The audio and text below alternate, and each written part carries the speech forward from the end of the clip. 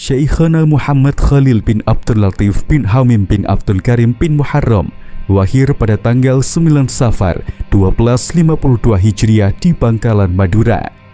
Sebelum jatuhnya penjajahan Belanda, Bangkalan berada di bawah kekuasaan Sultan Yusuf bin Abdul Qadir Panembahan XII dari Raja-Raja Madura. Syekhona tumbuh di lingkungan yang religius. Pada masa kecilnya, ia banyak belajar kepada ayahnya, yaitu Kiai Abdul Latif, termasuk belajar membaca Al-Quran dan menghafal berbagai macam kitab matan dan risalah dalam bidang ilmu yang berbeda-beda. Syekhona Muhammad Khalil melanjutkan pengembaraan mencari ilmu kepada para ulama di dalam negeri, seperti Kejangaan Bangil, Kelangitan, untuk mengaji kepada Kiai Muhammad Nur, ayah dari Kiai Muhammad Saleh, menjadi santri di pesantren Pungah Gresik. Selain itu, dirinya juga banyak mendalami ilmu agama kepada Syekh Abdul Ghani Al-Bimawi di Bima dan Surabaya. Dalam catatan Syekh Yasin Al-Fadani yang menukil dari Sayyid Salim bin Jindan, di usia yang ke-9 tahun, Syekhona menuntut ilmu ke Haromain. Di antara guru-gurunya ialah Sayyid Ahmad Al-Hulwani, Syekh Hasbullah Al-Maki, Sayyid Umar Baragab, Sayyid Hussein Al-Habsyi, Sayyid Ahmad Zaini Dahlan, Syekh Nawawi Al-Bantani, dan Syekh Ibrahim Al-Bajuri. Pada usia 13 tahun, Syekhona kembali ke Madura dan lalu pulang pergi kembali ke Mekah untuk menuntut ilmu hingga 7 kali dalam kurun waktu sekitar 30 tahun.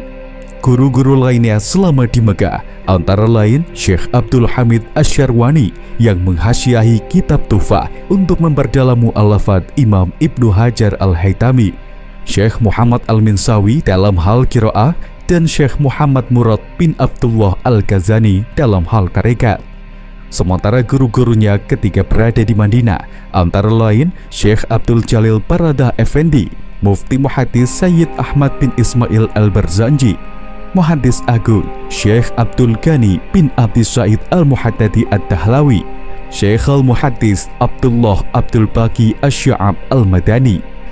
Menguasai banyak fan ilmu agama, Syekhona Muhammad Khalil dikenal sebagai Syekh Al-Jawiyin atau Maha Guru orang-orang Jawa. Syekh Yasin Al-Fadani menerangkan terdapat sekitar 500.000 santri yang telah lulus di bawah asuhannya. 3.000 diantaranya menjadi pemimpin umat dan dijuluki sebagai pendiri Pulau Jawa, Pulau Sumatera, dan Pulau Madura.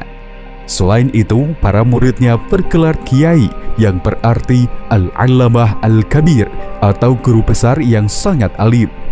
Di antara muridnya terdapat lebih dari 200 orang keturunan Arab yang setiap orangnya mendapat gelar Al-Allamah, guru besar, atau Al-Arif Billah, ulama yang sangat dekat kepada Allah, atau juga Al-Faqih, ahli fikih. Syekhona Muhammad Khalil wafat pada tanggal 29 Ramadan 1343 Hijriah, bertepatan dengan 1925 Masehi. Syekhona Muhammad Khalil meninggalkan banyak jejak seperti masjid, artefak, dan tumpukan karya yang tersebar di banyak tempat. Hindia Belanda kala itu dipimpin Gubernur Jenderal ke-45 Dominic Jekes de Arends. Di bawah pemerintahannya, Hindia Belanda tengah melanjutkan kebijakan tanam paksa yang sudah berjalan sejak tahun 1830. Mulanya, komoditas tembakau dianggap tidak sesuai untuk dibudidayakan di Madura karena beriklim kering dan tanahnya berkabur. Oleh karena Pulau Madura dianggap tidak dapat menyediakan lahan untuk sistem tanam paksa, maka banyak petani Madura yang dipaksa bekerja di perkebunan tembakau di Jawa. Di tahun yang sama, Kerajaan Madura Barat memasuki tahun pertama sekitar tahun 1862 hingga 1882 di bawah kepemimpinan Raden Ismail bin Yusuf bin Qadirun atau dikenal dengan sebutan Panembahan Cakraningrat VIII, yaitu seorang raja terakhir sebelum akhirnya pemerintah kolonial Hindia Belanda menghapus sistem kerajaan di Madura. Pada tahun 1891, berdasarkan keterangan di Museum Keraton, terjadi penghancuran bangunan Keraton Bangkalan dan sisa-sisa Keraton Sembilangan oleh pemerintah kolonial Belanda setelah sebelumnya sang putra mahkota yaitu Pangeran Adipati Pakuningrap dibunuh dengan cara diracun. Peristiwa tersebut terjadi ketika Syekhona Muhammad Khalil berumur 56 tahun dan telah menetap di Demangan, tempat di mana ia juga membangun pondok pesantren kedua setelah Jangkebuan. Tahun 1746, kantor pos pertama didirikan di Batavia oleh Gubernur Jenderal G.W. Baron van Imhoff. Tahun 1877, Dinas Pos dan Telegraf Hindia Belanda tergabung sebagai anggota Union Postal Universal, yakni terhubung dalam pengiriman surat dan barang secara internasional. Pendirian pos dan telegraf ini termasuk yang ada di Bangkalan, Madura. Pada tahun 1879, pemerintah kolonial Hindia Belanda membangun sebuah mercusuar untuk membantu navigasi kapal-kapal yang akan masuk ke Selat Madura di Sembilangan, Bangkalan. Hal tersebut menjelaskan begitu pakatnya aktivitas transportasi laut di Selat Madura.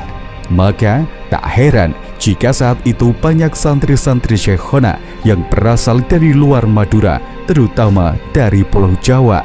Selain transportasi laut, antara tahun 1897 atau 1898, pemerintah kolonial Hindia Belanda juga membangun transportasi darat, yaitu kereta api, oleh perusahaan Maduera Stoomtram Maatschappij NV.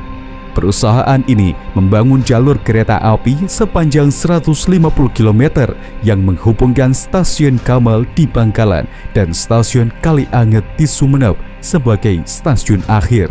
Sejak awal kolonial, perdagangan di Madura didominasi oleh hasil-hasil pertanian dan peternakan. Salah satu komoditas terbesar yang menguntungkan kolonial saat itu ialah industri garam. Terlebih semenjak berdirinya Jawatan Regi Garam yang saat ini menjadi PT Garam Persero pada 1921, komoditas garam di Madura mengalami kejayaan. Saat itu, lebih dari 11.000 hektar lahan dimanfaatkan untuk tambak garam, sehingga produksi garam di Madura tidak hanya mampu mencukupi kebutuhan dalam negeri, tetapi juga diekspor hingga ke Belanda.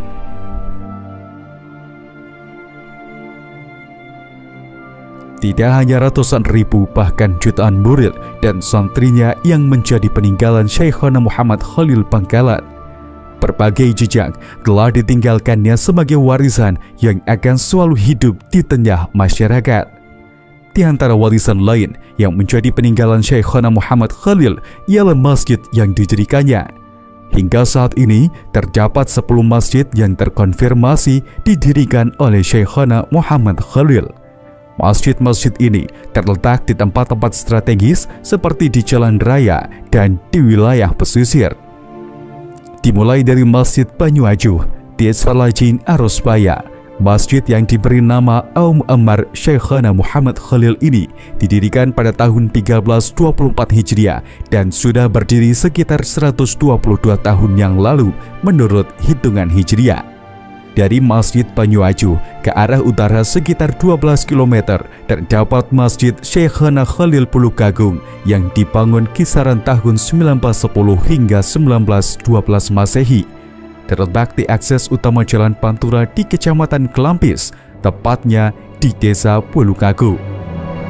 Masih ke arah utara, tepatnya 22 km setelah Masjid Pulukagung Kelampis, tepatnya di Desa Telaga Biru Tanjung Bumi. Masjid ini bernama Masjid Al-Mubarok, dan di sekitar sini juga terdapat sebagian peninggalan Syekhona, di antaranya berupa rumah, mushola, dan perahu. Selanjutnya, 17 km dari Tanjung Bumi ke arah utara, terdapat Masjid Jami' Syekhona Muhammad Khalil yang berada di area pesantren Membaul Ma'arif, Dusun Pogowan, Desa Montor, Kecamatan Banyuates. Masjid yang dibangun pada tahun 1334 Hijriah atau sekira 1915 Masehi ini mengalami 2 kali renovasi. Pertama di tahun 1970-an dan kedua pada tahun 2004. Di area ini juga terdapat peninggalan Syekhona berupa rumah dan pakaian yang masih dijaga dengan baik. Bergeser ke sisi selatan Bangkalan, kita akan menemukan masjid yang didirikan sekitar tahun 1914 Masehi, tepatnya di Desa Pilapora Soja. Pada halaman masjid terdapat sumur peninggalan Syekhona Khalil yang masih dimanfaatkan oleh masjid dan warga sekitar. Sekitar 5 km lagi ke selatan, tepatnya di Desa Kelean Soja, terdapat sebuah masjid yang di gerbangnya memuat ornamen lukisan kaligrafi Arab bertulis Masjid Syekhona Muhammad Khalil Nurus Solihin. Lalu kita beranjak lebih jauh, terdapat sebuah Masjid Syekhona Khalil Lapang Baru. Di sini juga tempat kediaman istri Syekhona Muhammad Khalil, yaitu Nyai Mezi. Masjid ini mengalami pemugaran di zaman Kiai Khalil Yasin Kepang dan direnovasi oleh Kiai Amin Khalil Yasin sekitar tahun 1991 Masehi. Masjid di kecamatan yang sama, masjid ini berada di desa paling utara Kecamatan Labang yang sudah ada jauh sebelum zaman Syekhona Khalil. Pada tahun 1909, Syekhona Khalil mengaktifkan masjid ini sekaligus melakukan pemugaran dan renovasi. Selanjutnya di wilayah pesisir, tepatnya di Desa Tepul, Kuanyar, terdapat sebuah Masjid Syekhona Muhammad Khalil yang berdiri persis di pinggir laut lepas. Terakhir, yaitu Masjid Syekhona Muhammad Khalil Jengkebuan di Bangkalan Kota. Lokasinya berada di pesantren pertama yang didirikan oleh Syekhona. Saat ini masjid tengah mengalami renovasi.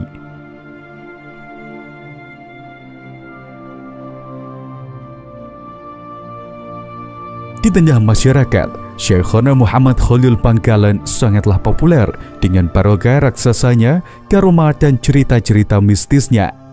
Namun tak hanya itu, di balik karomahannya Syekhona Khalil merupakan ulama yang syarat akan karya yang menyertai perjalanan keilmuannya. Karya tersebut berupa naskah yang tersebar di berbagai tempat. Setidaknya lebih dari 30 karya yang berhasil ditemukan dan didokumentasikan dengan baik. Naskah-naskah yang berbahasa Arab memiliki makna gantung pegon Jawa Madura dan banyak ditemukan para teks atau catatan di setiap halamannya. Di antara naskah Syekhona Muhammad Khalil ialah Takrir Matan Al-Jurumiyah, yaitu sebuah naskah takrir karangan Syekhona Khalil terhadap Matan Al-Jurumiyah karya Ibnu Ajurum.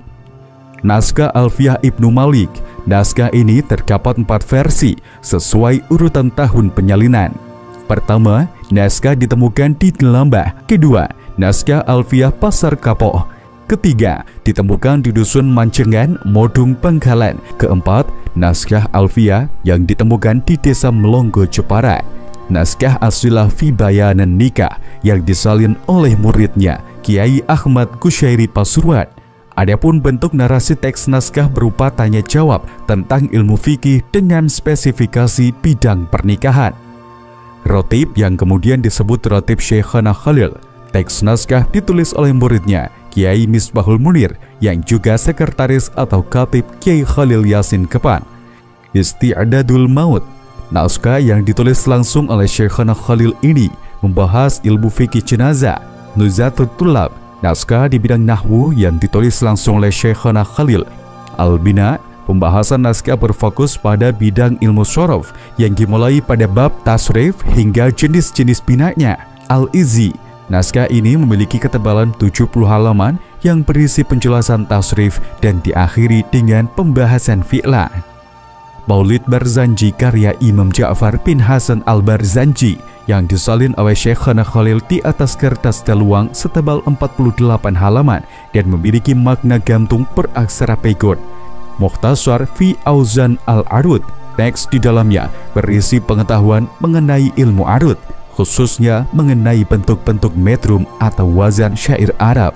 Hubbi li Sayyidina Muhammad, yaitu kumpulan syair Arab pujian. Lamiyah Ibnul Wardi merupakan teks karya Imam Zainuddin Abi Hafaz Umar Al-Wardi.